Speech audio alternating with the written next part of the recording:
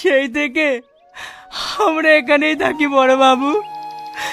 কাল রাত্রে যদি তুমি আসতে তাহলে খালাম্মা হয়তো মরতো না। তুই চুপ কর সোহেল, চুপ কর। সব করেছে ওই কাল লাগানি। ওই কাল লাগানি যদি না থাকতো তাহলে আমার মাছ বইতক না। না স্যার, আপনি দুঃখ করবেন না। মা তো সারা জীবন কারোর বেঁচে থাকে না। আচ্ছা সালমা, তুই তোমার ছোট বোনের মতো পারবি না তোর এই ভাইটাকে আশ্রমে একটু জায়গা দিতে? হ্যাঁ ভাই, আপনি পারবেন আমার এই গরিবের আশ্রমে থাকতে?